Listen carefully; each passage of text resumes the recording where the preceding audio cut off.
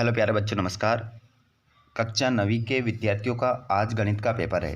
तो यहाँ पर गणित के पेपर का सॉल्यूशन लेकर आ चुके हैं। आप जल्दी से फटाफट इस वीडियो को पूरा लास्ट तक देख लीजिएगा।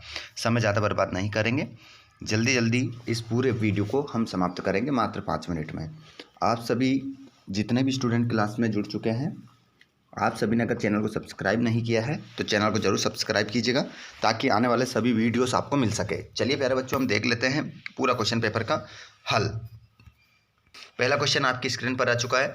सभी परिमेय तथा अपरिमेय संख्याओं को एक साथ लाने पर प्राप्त संख्याओं का संग्रह होगा। तो इसका आंसर आपका हो जाएगा बच्चों वास्तविक होगा। बहुपद 5x माइनस 4x की घात 2 प्लस 3 का मान जब x बराबर 2 हो तो इसका आंसर आप लगा देंगे बच्चों -3 होगा। बिंदु -3, 2 किस चतुर्थांश में स्थित होगा? तो बच्चों तीसरा वाला जो आप आंसर लगाएंगे वो लगा देंगे द्वितीय चतुर्थांश। आगे बढ़ते हैं अगले क्वेश्चन की ओर। चौथा प्रश्न है आपका, समांतर ax plus by plus c बराबर 0 के रूप के समीकरण को कहते हैं। तो इसको कहते हैं बच्चों दो चरों वाला रैखिक समीकरण। सभी प्रेक्षणों का योग प्रेक्षणों की कुल संख्या बराबर क्या आ जाएगा बच्चों? तो यहाँ पर आ जाएगा आपका माध्य।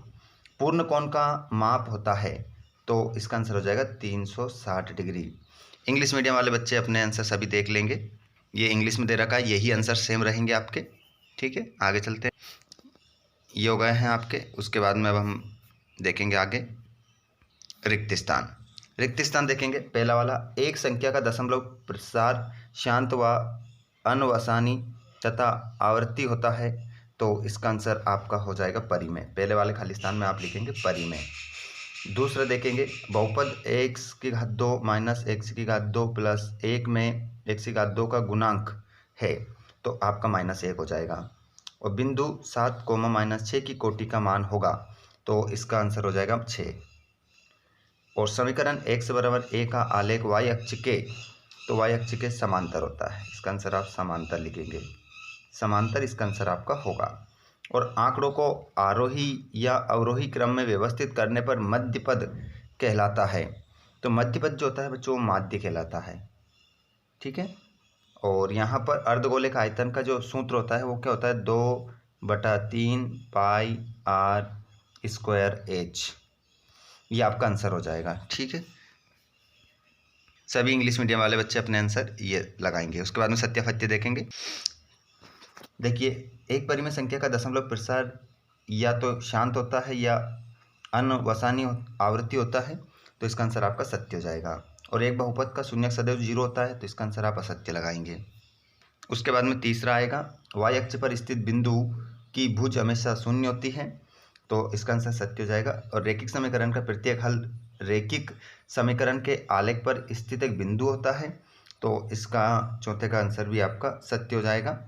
और ऋजु कोण की माप 360 डिग्री होती है, असत्य होती है। कितनी होती है ये आप मुझे कमेंट बॉक्स में बताइएगा। समद्विबाहु त्रिभुज के तीनों कोण बराबर होते हैं, तो ये भी आंसर आपका सत्य हो जाएगा। इंग्लिश मीडियम वाले बच्चे देख लेंगे अपना आंसर ट्रू फॉल्स में, आंसर यही रहेंगे सेम।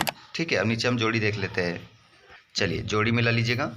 आयात एक है, तो आयात जो एक है बच्चों वो हो जाएगा चतुर्भुज।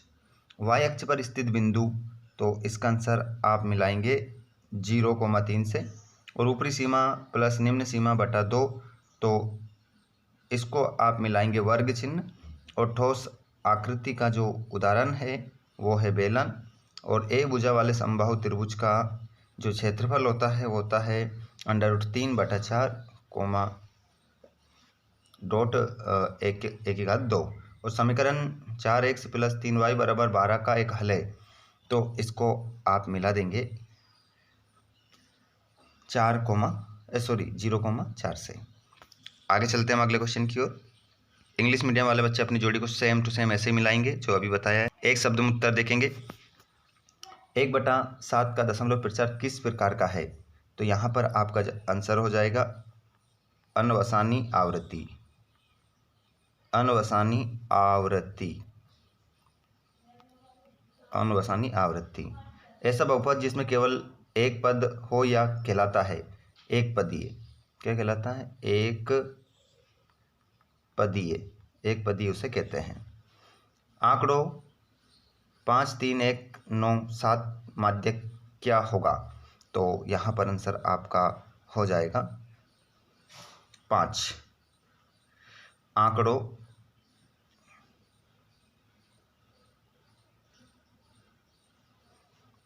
5 आपका माध्यक हो जाएगा। त्रिभुज के तीनों कोनों का योग होता है 180 डिग्री। वे जीवा जो वृत्त के केंद्र से होकर जाती है क्या कहलाती है? व्यास कहलाती है। और एक चतुर्भुज जिसके सम्मुख भुजाओं का प्रत्येक युग्म बराबर हो क्या कहलाता है? तो समांतर कहलाता है, समांतर। ठीक है, इस प्रकार आप आंसर लगाएंगे। उसके बाद में आप इंग्लिश मीडियम वाले बच्चे देखेंगे अपना आंसर, ये हैं आपके इंग्लिश में। और उसके बाद 2 नंबर का क्वेश्चन नीचे आपको दिखाई दे रहा है, छठा वाला। ठीक है, इसको लगा लीजिएगा, वेरी इंपॉर्टेंट है। उसके बाद आप देखेंगे 7वां और 8वां भी आपको दिखाई दे रहा है, इन क्वेश्चनों को लगा लीजिए, वेरी इंपॉर्टेंट। उसके बाद भी आप देख सकते हैं 8वां 9वां, उसके बाद 10वां 11वां 12वां, उसके बाद 13वां 14वां देख सकते हैं, उसके बाद 14वां आप पूरा देख सकते हैं यहाँ पर, और यहाँ पर 15 16। ठीक है, इन क्वेश्चनों को जरूर लगा लीजिएगा, ये आपकी परीक्षा की दृष्टि से आज के पेपर के लिए मोस्ट इम्पोर्टेंट है, इनको लगाकर जरूर जाइएगा। धन्यवाद, थैंक्स फॉर वॉचिंग।